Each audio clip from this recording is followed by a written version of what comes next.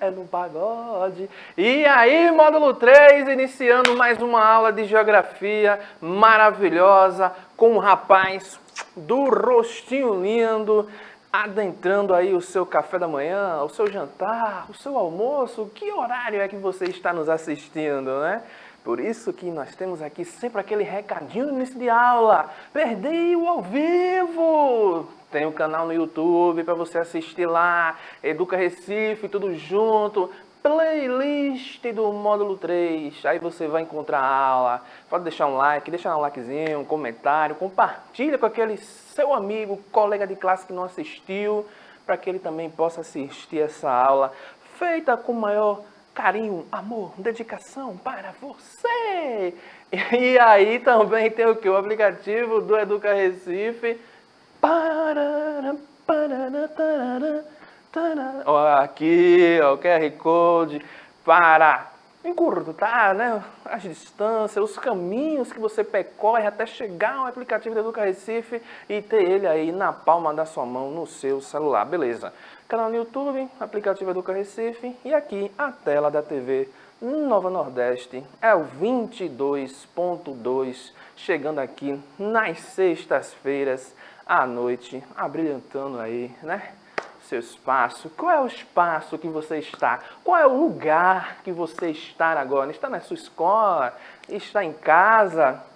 Vamos embora, junto com o rostinho lindo, depois do matuto lindo, seguindo aqui com a nossa geografia. E hoje o módulo 3 será sobre o quê? Ó? Olha só, hein?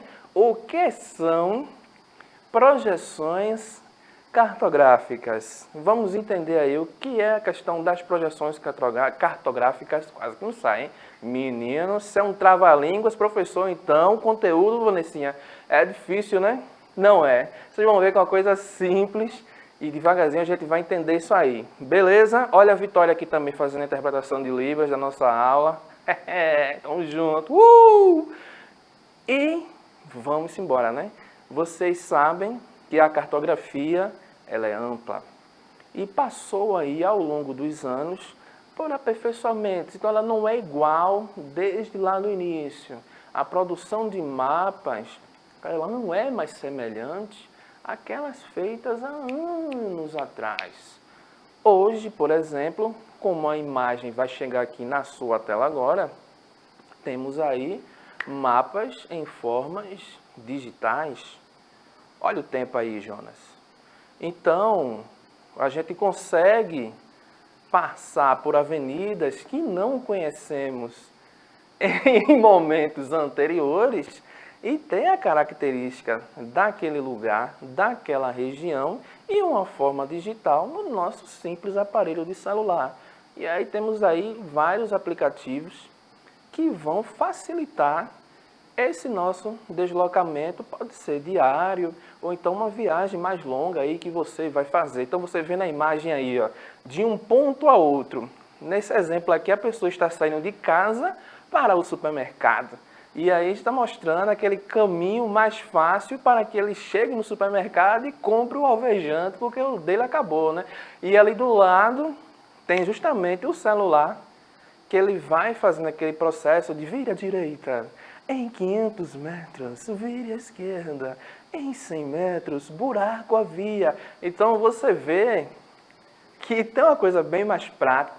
O ser humano conseguiu facilitar a sua vida ao longo dos anos através do desenvolvimento das tecnologias. Se a gente tem um sistema de GPS, tem que ter havido o quê? Um mapeamento feito prévio, né? Para que a gente tenha esse mapa na palma da nossa mão. E aí, para a gente ter esses dados que são recolhidos, até chegar nessa forma digital na nossa palma da mão, passou por um sistema de captação, e aqui chega na sua tela algum exemplo disso, que é o nosso queridíssimo sensoriamento. Olha, sensoriamento, professor. Duas já, né?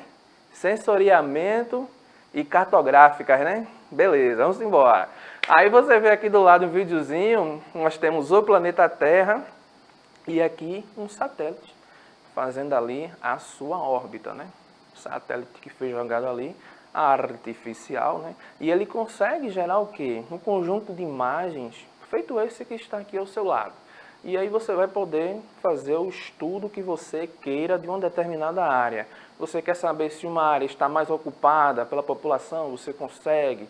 Se aquela área ali foi mais desmatada, você também consegue. Os deslocamentos das massas de ar, você também consegue através das imagens de satélite. Então, são vários exemplos, são várias imagens que a gente pode captar através do satélite e, a depender do estudo que a gente for fazer, a gente vai separando essas imagens, esses conjuntos.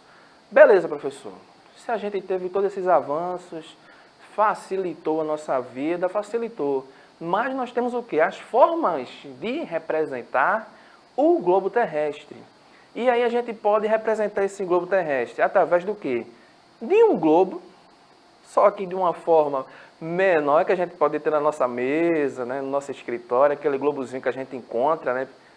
O menino chega em doida, né? Passou na feira, a criança viu o globo, mãe, compra! Aquele globozinho que você pode girá-lo aqui na nossa palma da mão. E também pode ser um mapazinho. Mapazinho bonitinho, aquela carta perfeita, que você vai conseguir fazer a leitura, né? Tendo a sua orientação, o seu título, a legenda. Então, temos tanto o globo como a questão do mapa para fazer o quê? Essa representação do mundo em que vivemos. Mas se a gente está falando de representação, ela pode ocorrer de algumas formas, de formas variadas. Aí é que entra a questão do quê? Das projeções cartográficas.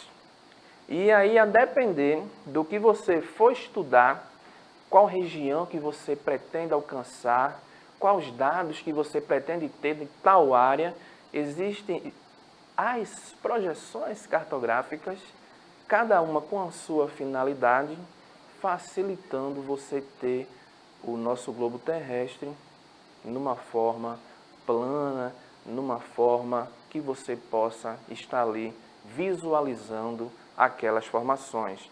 Então, citam só aquelas informações, ó, 3, cartografia, tá vendo só, hein? Agora já teve aqui a trocança de palavras, mas a gente continua, tá bom? Olha aqui, então, ó, as projeções cartográficas, né? E vão ser o quê? Projetadas para exibir o quê? A superfície da Terra ou parte dela em uma superfície plana e são a base para as construções de mapas. Uma projeção cartográfica pode ser definida como um sistema de plano de meridianos e paralelos para gerar um mapa. Quando a gente fala meridianos e paralelos, são justamente essas linhas imaginárias que nós temos, né, distribuídas no globo terrestre, que vão facilitar o quê? A localização de um determinado ponto. Porque tanto os meridianos como os paralelos vão nos fornecer o quê? As latitudes e as longitudes.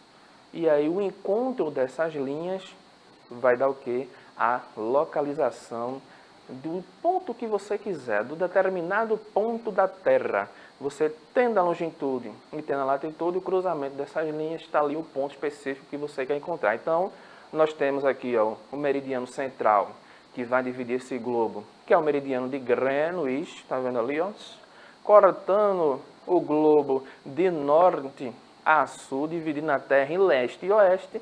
E também nós temos o quê? O paralelo principal, cortando também o globo ao meio, que é a nossa queridíssima linha do Equador, e aí já definindo o hemisfério norte e também o hemisfério sul. Vocês veem ali os outros paralelos principais que nós temos, que é o Trópico de Câncer, o Círculo Polar Ártico, o Trópico de Capricórnio e também o Círculo Polar Antártico. Beleza? Tranquilo, tá vendo que é fácil, né? Mas aí existe o quê? Os principais tipos de projeções cartográficas. Elas podem ser tanto plana, cilíndrica ou cônica. Quando a gente pega na questão do cilindro, vocês estão vendo ali que tem algumas latinhas, né? De milho e ervilha, justamente. Se você pegar aí na sua casa uma latinha dessa e tirar o rótulo, então, ou seja, é justamente isso que é feito. Pega o globo terrestre, coloca dentro daquele cilindro e aí faz aquela projeção nas paredes desse cilindro, que é para quando a gente abrir, ter aquele mapa feito, aquela carta na palma de nossas mãos. Quando a gente parte para uma questão mais cônica, é justamente o cone mesmo, aqueles cones que tem nas avenidas por aí, pintado de laranja e branco, né? Para sinalizar que aqui esse estacionamento, essa vaga é minha. Ali está feito um chapeuzinho de bruxa, tá vendo? Então, justamente, é como se a gente pegasse o globo terrestre, pegasse e socasse ele dentro do cone. E ali, através daquele encontro nas paredes do cone, a gente consegue fazer também uma projeção daquele mapa. Já quando a gente parte para uma questão mais plana, é bem costumeiro aparecer em provas, nos livros que vocês vão encontrar, a palavrinha azimutal. Projeção plana azimutal. Eita, professor, o que significa isso? É você pegar uma estrutura plana, pegar o globo terrestre e encostar nela. E aí vai formar-se ali, ó, como o globo ele tem esse formato oval, vai se formar ali uma projeção circular, que é o que antigamente a gente tinha aqueles compassos, né? E fazia aquele círculozinho. Pronto, justamente aquilo ali, que você encosta naquele plano, aí tem até a imagem de um disco ali, né? Um disco de vinil. Então você vai ter aquele mapa feito ali naquele formato de disco, né? Aquele formato circular. Beleza.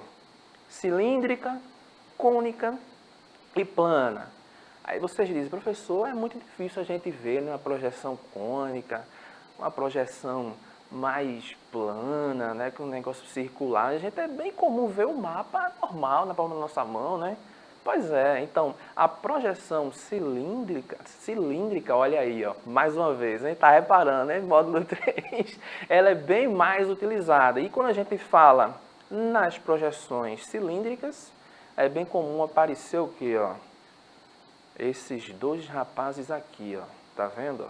A projeção de MacArthur e a projeção de Peters, que são duas projeções cilíndricas bem costumeiras aparecer aí no seu livro, na sua prova. Mas antes de falar dessas projeções, para você elaborar um mapa, ele vai ter algumas distorções. Todo mapa ele vai ter algumas distorções, porque ele vai ter que possuir algumas características para definir aquilo que você quer estudar, o que é que você quer daquela área. Então você vê aqui, ó, 3 componentes em que os mapas podem aparecer nesse formato. Podem aparecer com um formato de um componente desse, ou também pode acontecer a união de 2 componentes desses para a elaboração de um mapa.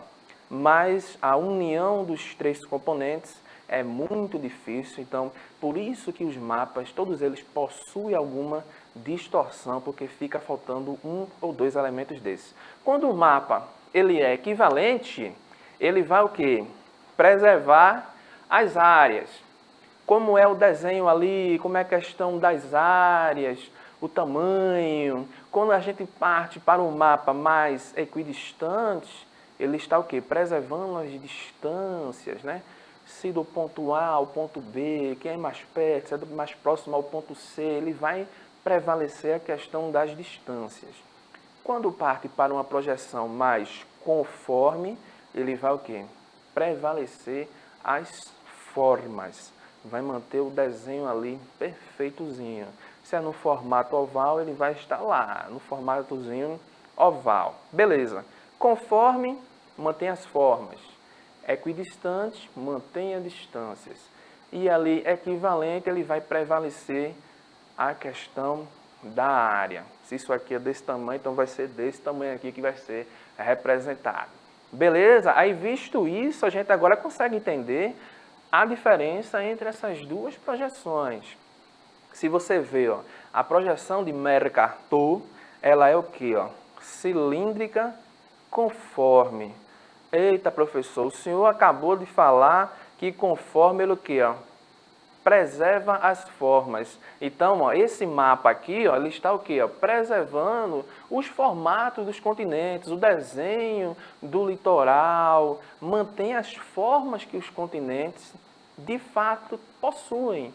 Já a de Peters, ela é cilíndrica equivalente, ou seja, se ela é equivalente, ó, ela vai preservar as áreas. Então, ou seja, está representando ali de fato o tamanho que cada área representa. Por isso, ó, que na questão de Mercator, como ele só vai estar ali atentando a questão das formas, olha só o tamanho da Groenlândia em comparação à América do Sul. Olha só, hein? Se você pegar aqui, ó, Juninho, corta para mim, ó, se você ver aqui, ó, a Groenlândia que fica cá em cima em comparação ao continente sul-americano, que no tamanho real, nosso continente ó, é infinitamente maior, como é representada na projeção de Peters. Beleza? Tranquilo, né? Suavidade. Fica ligado que geografia é assim, meu filho. Então, para encerrar a nossa aula de hoje, ó, qual é o tipo de projeção cartográfica mais comum de você ver aí nos livros, nas suas pesquisas que vocês fazem? É plana, é cônica, é cilíndrica? Dialogue aí com seus colegas de classes, com os seus professores. E até o que, pessoal? A próxima aula. Fica aguardando que o rostinho lindo ele vai aparecer, viu? Cadê Juninho? Cadê o rostinho lindo que não aparece? Agora sim! Para mandar um beijo final. Até a próxima, pessoal.